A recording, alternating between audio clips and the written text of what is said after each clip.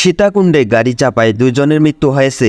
রাতে মহাসড়কের সোনাইছড়ি পাক্কা মসজিদ কেডিএস লজিস্টিক এলাকায় এ ঘটনা ঘটে। নিহতরা হলেন ৩৮ বছর বয়সী সিএটিএফ কর্মকর্তা মোহাম্মদ জসিমউদ্দিন ও ৬০ বছর বয়সী কেডিএস এর সিকিউরিটি গার্ড মোহাম্মদ মিজানুর রহমান। জসিমউদ্দিনের বাড়ি খুলনা জেলায়, তিনি চট্টগ্রামের হালি শহরে বসবাস করেন। মিজানুর রহমান সোনাইছড়ি ইউনিয়নের পাক্কা মসজিদ এলাকায় আম্বিয়া বাড়ির নুরুল আমিনের ছেলে। প্রত্যক্ষদর্শীরা জানান, রাত ৮টা ৫০ মিনিটের দিকে সোনাইছড়ি কেডিএস লজিস্টিকের সামনে মহাসড়ক পার হওয়ার সময় চট্টগ্রামমুখী একটি ট্রাক চাপা দিলে মোহাম্মদ জসিমউদ্দিন ঘটনাস্থলে নিহত হন। এর কিছুক্ষণ পর দায়িত্ব পালন শেষে বাড়ি ফেরার সময় একই স্থানে রাস্তা পার হতে গিয়ে মাইক্রোবাসের ধাক্কায় নিহত হন মোহাম্মদ মিজানুর রহমান। স্থানীয়রা তাকে উদ্ধার করে চট্টগ্রাম মেডিকেল কলেজ হাসপাতালে নিয়ে গেলে রাত ১০টায় তার মৃত্যু হয়। বারোআউলিয়া হাইওয়ে থানার ভারপ্রাপ্ত কর্মকর্তা ওসি খোকন ঘোষ বলেন, মহাসড়ক পার হওয়ার সময় এক পথচারী ট্রাকের ধাক্কায় গুরুতর আহত হলে তাকে উদ্ধার করে উপজেলা স্বাস্থ্য কমপ্লেক্সে নিয়ে যাওয়া হয়। সেখানে চিকিৎসক তাকে মৃত ঘোষণা করেন। ট্রাক পালিয়ে যাওয়ায়